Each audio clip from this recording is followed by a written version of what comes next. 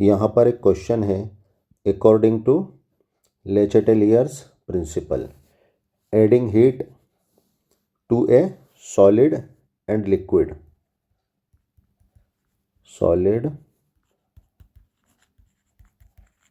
And liquid in equilibrium will cause the, यानी यहाँ पर हमें ले चैटेलियर प्रिंसिपल का यूज़ करते हुए सॉलिड और लिक्विड के इक्विलिब्रियम में हीट ऐड करने पर क्या असर होता है, क्या इफ़ेक्ट होता है, ये हमें बताना है। तो यहाँ पर इन 4 ऑप्शंस में आंसर होगा D, amount of solid to decrease, यानी सॉलिड का अमाउंट घटेगा, डिक्रीज होगा, और लिक्विड का अमाउंट बढ़ेगा यानी इंक्रीज होगा।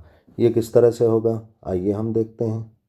चूँकि यहाँ पर हमें ले चैटेलियर प्रिंसिपल के बेसिस पर सॉलिड लिक्विड के इक्विलिब्रियम पर इफ़ेक्ट बताना है, इसके लिए हमें सबसे पहले ले चैटेलियर प्रिंसिपल की थोड़ी सी जानकारी लेना होगा।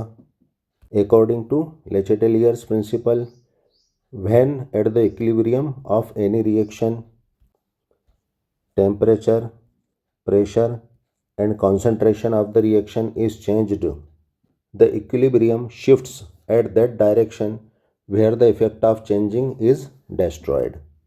यानी मान लो कोई रिएक्शन है जिसमें रिएक्टेंट किस में चेंज हो रहा है, प्रोडक्ट में, और ये रिएक्शन क्या है, इक्विलिब्रियम में है। तब ले चैटेलियर ने क्या कहा, किसी अभिक्रिया की साम्य अवस्था में अगर उसके ताप, दाब और सांद्रण में परिवर्तन कर दिया जाए तो अभिक्रिया उस दिशा में विस्थापित हो जाएगी जिधर इस किए गए परिवर्तन का प्रभाव नष्ट होता हो, ख़त्म होता हो। लेकिन यहाँ पर हमें इस क्वेश्चन में सॉलिड और लिक्विड रिएक्शन के इक्विलिब्रियम में हीट चेंज की ही बात करना है, यानी टेम्परेचर चेंज की ही बात करना है। लेकिन यहाँ पर हम अकॉर्डिंग टू ले चैटेलियर प्रिंसिपल प्रेशर और कॉन्सेंट्रेशन की भी थोड़ी सी जानकारी ले लेंगे। यहाँ पर ये एक रिएक्शन है जिसमें रिएक्टेंट प्रोडक्ट में चेंज हो रहा है, यानी फॉरवर्ड डायरेक्शन में रिएक्शन चल रही है, और प्रोडक्ट रिएक्टेंट में चेंज हो रहा है, यानी यहाँ पर बैकवर्ड डायरेक्शन में रिएक्शन चल रही है। और ये दोनों रिएक्टेंट और प्रोडक्ट क्या है, इक्विलिब्रियम में है अभी। अगर हम इस रिएक्शन की साम्य अवस्था में रिएक्टेंट का अगर कॉन्सेंट्रेशन बढ़ा दें तो अकॉर्डिंग टू ले चैटेलियर प्रिंसिपल क्या होगा यहाँ पर, यानी हमने अगर रिएक्टेंट का कॉन्सेंट्रेशन बढ़ा दिया तो ये रिएक्शन क्या करेगी, इस बढ़े हुए कॉन्सेंट्रेशन का विरोध करेगी, इसको काउंटरएक्ट करेगी और इस कॉन्सेंट्रेशन को कम करने का प्रयास करेगी, कोशिश करेगी। और ये कॉन्सेंट्रेशन कब कम हो सकता है, जब प्रोडक्ट ज़्यादा बनने लगे, यानी रिएक्शन फॉरवर्ड डायरेक्शन में चलने लगे।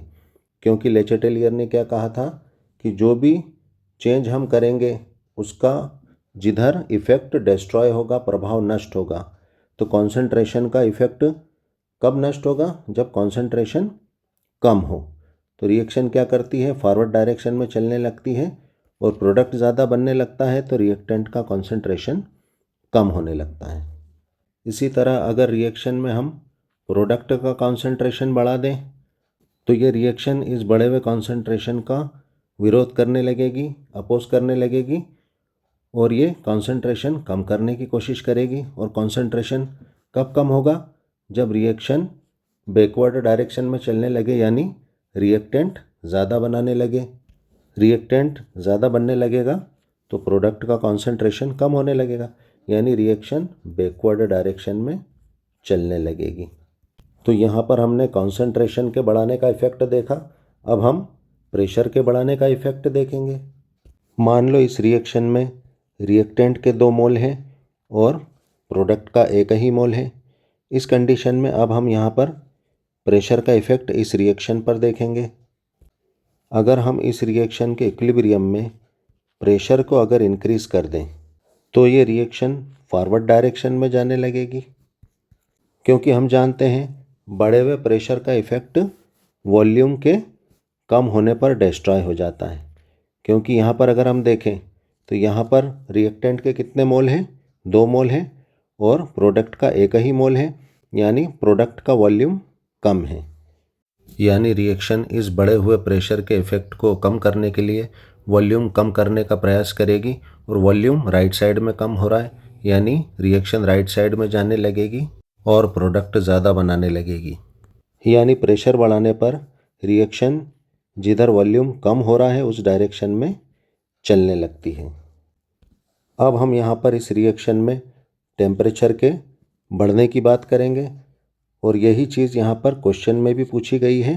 हीट यानी टेम्परेचर की बात की गई, यानी टेम्परेचर ऐड कर दिया जाए, बढ़ा दिया जाए। मान लो ये रिएक्शन फॉरवर्ड डायरेक्शन में क्या है, एंडोथर्मिक है, और बैकवर्ड डायरेक्शन में क्या है, एक्सोथर्मिक है। यानी राइट हैंड साइड में एंडोथर्मिक है और लेफ्ट हैंड साइड में क्या है, एक्सोथर्मिक है। अगर अब हम यहाँ पर इस रिएक्शन के इक्विलिब्रियम में टेम्परेचर को अगर इंक्रीज़ कर दें, बढ़ा दें, तो ये रिएक्शन क्या करेगी, इस बढ़े हुए टेम्परेचर को काउंटर करेगी, इसका विरोध करेगी, अपोज करेगी, और ये क्या करेगी, टेम्परेचर को कम करने की कोशिश करेगी। और इस टेम्परेचर को कम करने की कोशिश में ये क्या करेगी, इस टेम्परेचर को एब्जॉर्ब करने की कोशिश करेगी, यानी टेम्परेचर को एब्जॉर्ब करके कम करने का प्रयास करेगी। और टेम्परेचर कब एब्जॉर्ब होता है, एंडोथर्मिक रिएक्शन में, क्योंकि एंडोथर्मिक रिएक्शन में हीट एब्जॉर्ब की जाती है, ली जाती है, और एक्सोथर्मिक रिएक्शन में हीट बाहर की जाती है ना, रिएक्शन से हीट बाहर निकलती है। तो इस रिएक्शन में टेम्परेचर के बढ़ाने पर रिएक्शन किधर चलने लगेगी, एंडोथर्मिक रिएक्शन की तरफ, यानी फॉरवर्ड डायरेक्शन में चलने लगेगी, यानी प्रोडक्ट ज़्यादा बनने लगेगा। तो यहाँ पर हमने ये जो जानकारी ली उस बेसिस पर हम इस क्वेश्चन के अनुसार हीट के ऐड करने पर यानी टेम्परेचर के बढ़ाने पर इस रिएक्शन पर क्या इफ़ेक्ट पड़ेगा ये हमें देखना है। हम नॉर्मली इतना जानते हैं कि जब सॉलिड को टेम्परेचर दिया जाता है, मान लो बर्फ़ को टेम्परेचर दिया जाता है, तो वो पिघल कर क्या बनाती है, लिक्विड बनाती है। यानी सॉलिड ने टेम्परेचर को एब्जॉर्ब किया, यानी ये रिएक्शन फॉरवर्ड डायरेक्शन में क्या है, एंडोथर्मिक है। ठीक है।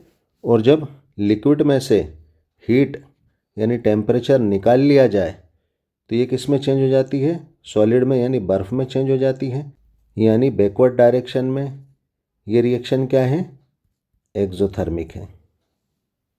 और हम जानते हैं अकॉर्डिंग टू ले चैटेलियर, अगर इस रिएक्शन के इक्विलिब्रियम में हम टेम्परेचर को बढ़ाएंगे तो रिएक्शन क्या करेगी, इस बढ़े हुए टेम्परेचर का विरोध करेगी, है ना, इसको काउंटर करेगी, और क्या करेगी, इस टेम्परेचर को कम करने की कोशिश करेगी रिएक्शन। तो ये क्या करेगा, सॉलिड इस टेम्परेचर को एब्जॉर्ब करके टेम्परेचर को कम करने का प्रयास करेगा, यानी रिएक्शन किधर चलने लगेगी, फॉरवर्ड डायरेक्शन में चलने लगेगी, यानी एंडोथर्मिक डायरेक्शन में चलने लगेगी।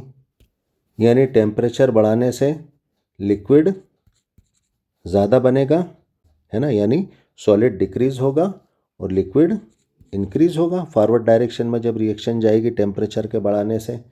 तो यहाँ पर हमारा आंसर क्या हो जाएगा, D, amount of solid to decrease, यानी बर्फ़ पिघलने लगेगी और पानी इंक्रीज़ होने लगेगा, यानी पानी बनने लगेगा। Thanks for watching. वीडियो को लाइक कर देना, फटाफट सब्सक्राइब करो।